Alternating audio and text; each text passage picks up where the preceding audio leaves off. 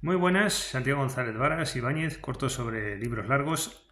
Vamos a hablar un poquito de Humberto Eco al hilo de este libro, El péndulo de Foucault, que es el que tengo aquí a mano y que voy a reseñar para fomentar su lectura en la medida que uno pueda modestamente hacerlo.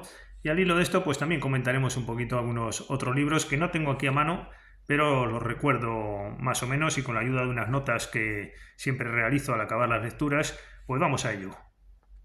Bueno, pues antes del péndulo de Foucault hacemos una referencia a esos otros libros, por ejemplo, Apocalípticos e Integrados, que es una obra conocida, pero yo voy a aportar mi propia reflexión, que es donde quizás pueda estar el interés de este tipo de reseñas, porque, bueno, Apocalípticos e Integrados, bien, en principio es una visión importante, realista del asunto de la cultura, que pone de manifiesto esa doble manera de ver la cultura, la de los apocalípticos o aristocratizantes de la cultura que bueno, consideran como algo inferior el pop, y después están los integrados, que son ya los que participan de este tipo de tendencias de manera más o menos consciente.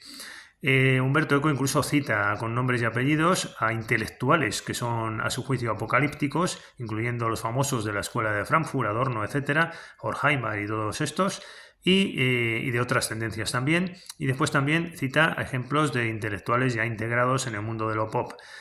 Esta diferenciación creo que es acertada, quien puede negarla a priori, pero es yo creo que reflejo de un determinado momento, que es cuando se escribe este libro. Tiene el mérito de que después de todo ese advenimiento de las masas y después de Ortega y Gasset y de Adorno, etcétera, que enfocaron el problema desde otra dimensión, pues Humberto Eco se encargó en su momento de decir esto. Lo que pasa es que es un poco peligrosa partir de esta posición, porque das pie a todos estos tan integrados hoy día, porque son la inmensa mayoría, incluso yo creo que el 90% del profesorado universitario, incluyendo a los que se dedican al arte. Oye, no lo digo como crítica, pero creo que es una realidad que se hacen tesis doctorales sobre cantantes de estos que nunca habrían imaginado salir en un libro científico. Pero más allá de como fenómeno social, se exponen como si fueran, no sé, como los grandes pensadores del momento, ¿no? Bueno, pues claro, corres el riesgo de que al final se esté dando la razón a toda esta corriente cultural, en el fondo, que en el fondo arraiga en el marxismo, ¿no? Que es considerar a los apocalípticos como los conservadores, ¿no? Como los burgueses de antaño, que precisamente el gran mérito, fíjense, del marxismo cultural ha sido en traernos un mundo nuevo en el que ya el pintor no depende de la burguesía. Ahora ya no se le conoce, claro, como es un desconocido el pintor y ya no tiene ninguna función dentro de la sociedad, que más da. Pero claro, antes estaba dominado por la burguesía, esa es la gran aportación de este tipo de tendencias progresistas a la cultura, pero realmente nada más, ¿no? Bueno, pues claro, estas posiciones de apocalípticos integrados se acaba reconociendo como que hay un bando de los carcas y de los viejunos, que son los apocalípticos, que solo tienen gracia ya pues cuando sueltan algún disparate tipo reaccionario, ¿no?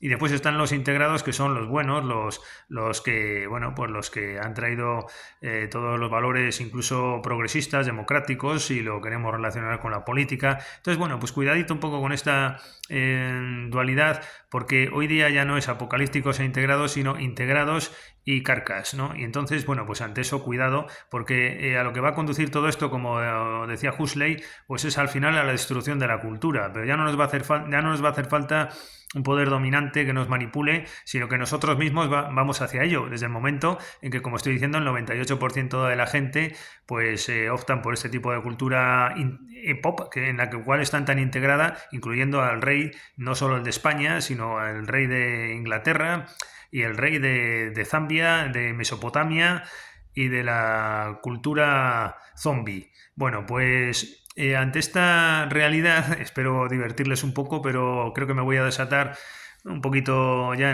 y decir cosas que uno siente. Bueno, pues y para el bien de la cultura, como quiere uno. Creo que en esta franja de dos, pues hay uno ahí en el medio que falta. Es que me viene un verso aquí de la autora Sylvia Plath, y además me viene incluso en inglés, ¿no? Que es The Coal Glass, es algo así, ¿eh? Do you insert yourself on myself on myself? Es decir, que el gélido cristal se inserta en ti mismo, te insertas entre una parte de mí y otra parte de mí. Bueno, pues hay una franja ahí entre una parte de mí y otra parte de mí, en la que uno, por supuesto, es parte de lo pop. Yo no soy ningún aristócrata ni muchos que compartan mi visión, pero procedemos de lo popular, como es obvio, y ahí nos integramos. Pero es cierto que tampoco pertenecemos al mundo conservador, ni mucho menos, ni el liberalismo, ni todo eso, sino que nos consideramos estetas apolíticos, usando la frase de principios del siglo XX de algún que otro autor. Bueno, pues en esa realidad yo creo que hay que poner en valor lo esteta en cuanto tal. Y entonces por esto discrepo un poco de esta visión tan acostumbrada, que creo que Umberto Eco lo hace con buena intención y además refleja la realidad de su momento. Es un acierto, después de otros libros anteriores que expusieron el problema de otra manera. No vamos aquí ahora a hablar de Ortega y Gasset y de Adorno, etcétera, pero creo que no está mal, pero con cuidadito con la evolución que ha tenido todo esto, de que ya solo hay integrados y los otros son carcas, ¿no? Bueno, pues cuidado con eso, porque hay algo más que carcas. Es decir, Baudelaire era esteta y no era seguramente un integrado, y cuidado con llamar a Baudelaire carca, ¿no? Yo creo, vamos, si hay algo más moderno que el modernismo, o Mallarmé, o ese tipo de gente, ¿no? Entonces cuidado con este tipo de cosas. Bueno, saltando a alguna obra también de Umberto Eco. Tengo aquí mis comentarios, pero ya más o menos los he dicho. La definición del arte también leí en la editorial Planeta Agostini, donde se estudian cuestiones como la función y los límites de la sociología del arte. No olvidemos que Umberto Eco es un profesor, y eso se nota, y sobre todo en el péndulo de Foucault, que después voy a reseñar.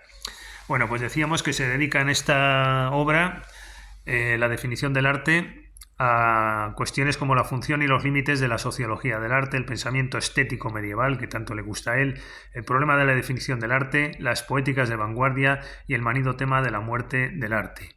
La muerte del arte, que yo me rebelo contra la muerte de arte y la muerte de Dios. Bueno, no, como decía Krakauer, ¿no? El premio Nobel húngaro de nombre impronunciable, que en uno de sus ensayos, pues en este de ese Yobo bajó a la tierra, que le ha muerto el arte. Bueno, pues yo me resisto a que haya muerto el arte en el siglo XVIII. Yo creo que tenemos entre todos que conseguir, y para eso hace falta un cambio de sociedad, y basado en el estado de la cultura. Si quieren, les recomiendo mi libro, El estado de la cultura, en la editorial Tirant lo Blanc, La soberanía pop.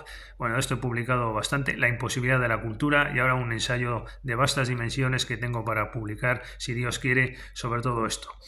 Bueno, tengo otro libro aquí reseñado, De los espejos y otros ensayos, en la editorial Penguin Random House, donde Umberto Eco se dedica a la interpretación de fenómenos de la cultura de masas, a la lectura crítica de textos literarios y al comentario de problemas filosóficos y semióticos de interés en nuestro tiempo.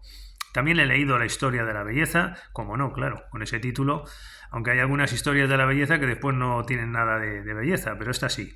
Ilustra las formas en que se ha concebido la belleza de la naturaleza, de las flores, de los animales, del cuerpo humano, de los astros, de las proporciones matemáticas, de la luz, de las piedras preciosas, de los ropajes, de Dios y del diablo. Bueno, pues esto por un lado. Y ahora sí nos vamos al péndulo de Foucault, que yo creo que esto es un libro que se aprecia que Umberto Eco pues es un profesor, un magnífico profesor, un catedrático, y claro, la gente de esto no sabe mucho quizás, ¿no? Pero con un catedrático, bueno, me estoy acordando también de Safransky o de Henry James también, y bueno, Henry James no tanto, pero bueno, Safransky sí, que quería ser profesor universitario y hacía libros, y en la academia le decían: bueno, usted es que hace libros literarios, y en la literatura le decían: oiga, ¿qué hace si usted está haciendo libros literarios? Es decir, que parece que los profesores tenemos esa complicación de que a veces no estamos ni en un lado ni en otro, y se acaba notando un poquito que procedes del mundo de la ciencia. Pero Umberto Eco yo creo que tiene la grandeza, ¿no?, de haber superado todo eso y se ha convertido en un referente de la cultura, y no solo en un profesor universitario, aunque creo que esa influencia es muy positiva, no tiene por qué ser negativa, como Cartarescu y tantos otros hablan, ¿no?, de que es algo lúgubre la profesión de oficinesca, ¿no?, de profesor. No tiene por qué ser así, porque también te puede influir en sentido positivo, y aquí está como ejemplo Umberto Eco y el péndulo de Foucault. yo creo que en vez de realizar una tesis doctoral, ¿no?, sobre saberes alquímicos, bueno, si traigo el péndulo de Foucault aquí a este canal, es por el entusiasmo que también nos suscita esta otra temática de lo alquímico, lo oscuro, me estoy acordando de Rengifo, y bueno, y de tantos otros, ¿no?, a lo largo de la historia. Yo creo que según vino el positivismo y el materialismo, pues como contrapeso o como huida de todo eso, una de las posibilidades estaba en todo esto de la filosofía perenne, en lo alquímico, en el afán del conocimiento, de los saberes, en la utilidad de lo inútil, diríamos, por citar a Ordine y a tantos otros. Bueno, pues en todo ese mundo yo creo que también se sitúa Umberto Eco, o por lo menos en el péndulo de Foucault, ¿no? Es un ejemplo de estas tendencias, y de hecho aparecen personajes como el Crowley, este famoso, o el Marqués de Saint-Germain. Ojalá lo dediquemos próximamente un vídeo, tengo algún libro de él. Umberto Eco escribe a modo de un profesor, digo aquí en mis notas, pero aprovecha los diálogos entre un par de personajes vinculados al mundo editorial que investigan dichos saberes ocultos para ir exponiendo saberes vinculados a esas temáticas. Nos suscita ciertas dudas la impresión que puede causar una obra así en un lector de nuestros días desacostumbrado a estas tradiciones, porque es verdad que Umberto Eco lo cuenta como que es una cosa suya, pero cuidadito con esto. En esto hay va que no es conocido en nuestra sociedad porque está invadida que si de Foucault, que si de Derrida, que si tantos otros, pero esta otra tendencia que les cuento no es muy conocida, pero hay una potente literatura de fondo donde yo creo que se enmarca Umberto Eco sin decírnoslo exactamente, o él aprovecha ese tirón que puede llegar a tener ese tema y la gente no lo conoce y con eso deslumbra. Umberto Eco, quizás pueda ser más bien esto. Bueno, en definitiva, nos introduce, después de cientos de páginas escritas bajo esa temática narrativa típica, Umberto Eco al final nos lleva a algo más novelado, con cierta trama, en el sentido de que los personajes han inventado una historia que sin embargo se tiene por cierta por una secta, corriendo peligro aquellos y creándose una atmósfera entre confusión y realidad. Bueno, le ha dado un tono novelesco, pero yo creo que esto es un ensayo encubierto, un libro típico de un profesor de los buenos que hay o quedan. Bueno, no quiero seguir hablando de esto. En definitiva, recomiendo El péndulo de Foucault y también las obras anteriores de este gran pensador que no podía quedar fuera de nuestros vídeos culturales. Adiós.